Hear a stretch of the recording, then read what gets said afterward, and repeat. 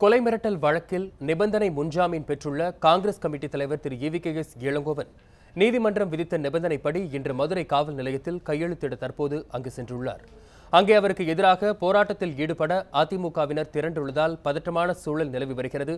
இதுகுறித்து எமது மதுரை செய்தியாளர் ஜான்சியிடம் கூடுதல் தகவல்களை கேட்கலாம்.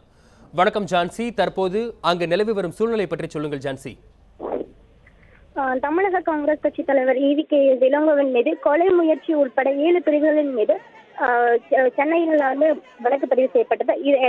அந்த வழக்கை அந்த சென்னையில் உள்ள காங்கிரஸ் தலைமை அலுவலகத்தில் பணிபுரியும் வளர்மதி என்பவர் கொடுத்த புகாரின் அடிப்படையில் தன்னை கைது செய்யக்கூடும் என்ற அச்சத்தில் EVKS இளங்கோவன் முன்ஜாமீன் பெற சென்னை உயர்நீதிமன்றத்தில் வழக்கு தாக்கல் செய்திருந்தார். இந்நிலையில் அவருக்கு முன்ஜாமீன் வழங்கப்பட்டது. நிபந்தனையுடன் கூடிய முன்ஜாமீன் என்பதால் இந்த மதுரையில் உள்ள தல்லாகுளம் காவல் நிலையத்தில் தினமும் கையெழுத்திடுமாறு உத்தரவிடப்பட்டது. அதனைத் தொடர்ந்து இன்று வருகை புரிய உள்ள EVKS இளங்கோவனுக்கு எதிர்ப்பு தெரிவிக்கும் விதமாக மதுரையில் உள்ள அதிமுக மகளிர் அணி மற்றும் அதிமுக கட்சியினை சேர்ந்த தொண்டர்கள் அனைவரும் தற்போது மதுரையில் உள்ள தல்லாகுளம் காவல் நிலையத்தின் முன்பு தற்போது போராட்டத்தை மேற்கொண்டு வருகின்றனர். EVKS இளங்கோவன் மீது கண்டிப்பாக நாங்கள் தாக்குதலை நடத்துவோம் என்றும் மேலும் ஜெயலலிதா, அதாவது தமிழக முதலமைச்சர் ஜெயலலிதாவுக்கு எதிராக அவதூறாக பேசிய EVKS இளங்கோவன் மதுரைக்குள்ளே வரக்கூடாது என்ற பல்வேறு கோஷங்களை முன்னிட்டு தற்போது போராட்டத்தில் ஈடுபட்டு இருக்காங்க.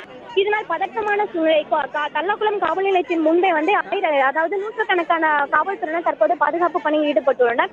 தற்போது அவர் ஆரப்பாளையத்தில் உள்ள ஒரு தனியார் ஒரு ஹோட்டலில் தங்கியுள்ளார். அங்கிருந்து செல்லும் வழியாக 5 இடங்களில் அதிமுக தொண்டர்கள் அவருக்கு எதிர்ப்பு தெரிவிக்கும் விதமாக சாணங்களை கரைத்து ஊற்ற உள்ளதாகவும் மற்றும் விளக்குமாறு செருப்பு போன்றவற்றை வைத்து தற்போது போராட்டம் மேற்கொண்டனர். EVKS இளங்கோவன் செய்த தவறை அவர் புரிந்து கொள்ளும் விதமாகவும் அதிமுக தொண்டர்கள் மதுரைக்குள்ளே அவர் நுழையவிடக்கூடாது என்பதற்காக பல்வேறு போராட்டங்களை தற்போது மேற்கொண்டிருக்கிறாங்க. வசந்த், உங்கள் தகவல்களுக்கு நன்றி ஜான்சி.